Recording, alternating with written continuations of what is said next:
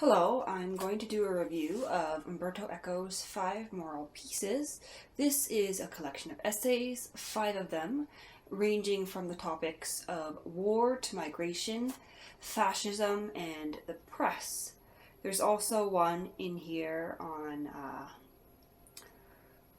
morals relating to those who are not religious. The first one is called Reflections on War. It was published first in April of 1991. All these essays were published in the 90s. This particular volume was put together in 1997 and it was translated into English in 2001. So as I said, Reflections of War was published in 1991 for the first time. And I really did enjoy this first essay. There's a couple of notable quotes I want to share. So Eco writes, "Every war of the past was based on the principle that citizens, believing it to be a just war, were anxious to destroy the enemy. Now, information not only shakes the faith of the citizens, it also leaves them vulnerable when faced with the death of the enemy, no longer a distant and vague event, but instead unbearable visible evidence."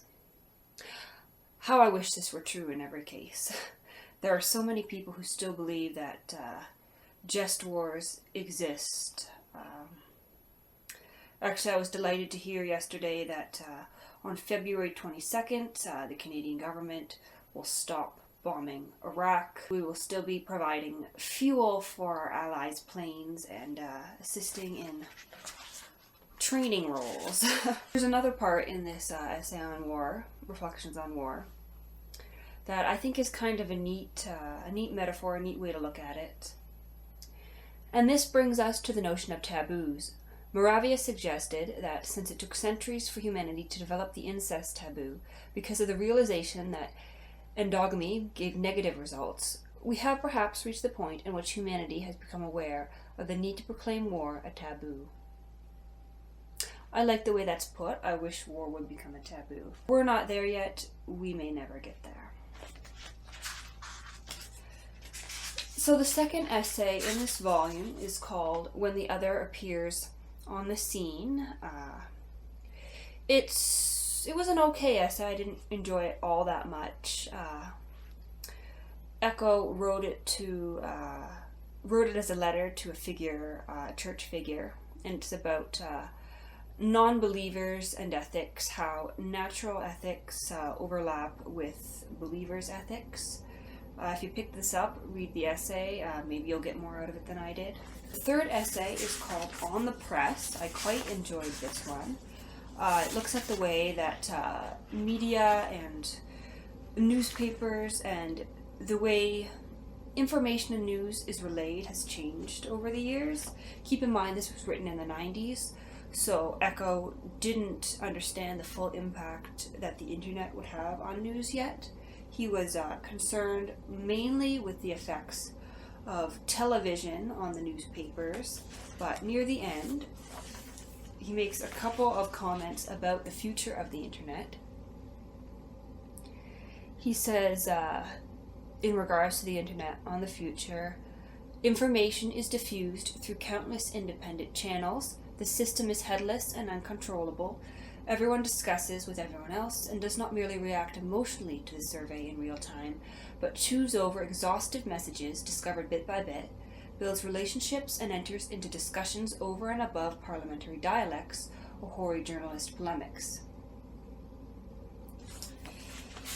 That really sums up what we're doing on the internet today.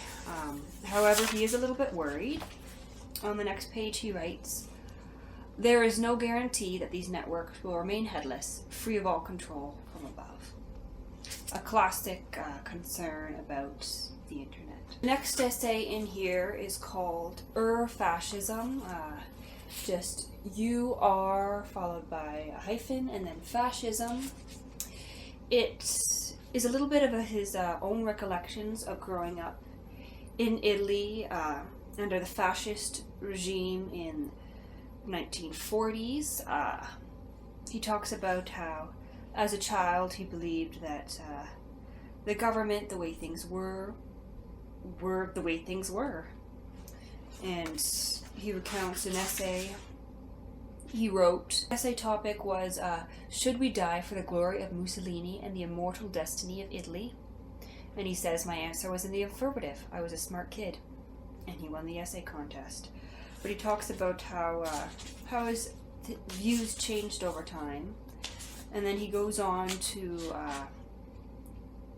discuss fascism in general, and how fascism is a very broad blanket term, and he discusses differences between so-called fascism in different countries under different regimes.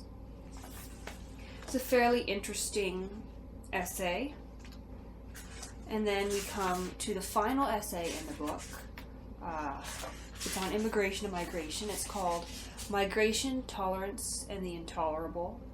I found this one especially interesting because he's talking about how the year 2000 has almost arrived, and he mentions that pretty soon Europe won't be able to stop the influx of immigration. He draws a line between immigration and migration. Immigration is controlled. Governments can control who immigrates to their country, but he's mainly concerned with migration, which he says governments cannot stop. And I thought it was especially interesting. He writes, but migration is certainly different from immigration. We have only immigration when immigrants, admitted according to political decisions, accept most of the customs of the country into which they have immigrated, while migration occurs when the migrants, whom no one can stop at the frontiers, radically transform the culture of the territory they have migrated to. And as I was reading this, I had to ask myself, the Syrian refugees, that is migration, and we can only wonder how they're going to radically transform the countries in which they live. I guess in Canada it's a little bit different. The Syrian refugees are arriving, but they're immigrants. All in all, it's going to be fairly inconsequential, the number that arrive and become part of the Canadian population, I guess. They'll have an impact, but I doubt they'll radically change anything. Whereas in certain countries in Europe, they can barely stop them at the borders, and I have to wonder what ramifications there's going to be in the coming years, the coming decades. Just to clarify, I'm not saying that they shouldn't come. In fact, I would welcome the Syrian refugees. I welcome the Syrian refugees to Canada. If I were in Europe, I would welcome them to Europe. But yeah, it'll be interesting to see. Just a little bit on Umberto Eco. I'm sure the name is recognizable to a lot of you. He is the author of the novel The Name of the Rose, which is absolutely fantastic. I read it 6 or 8 months ago or something like that and loved it.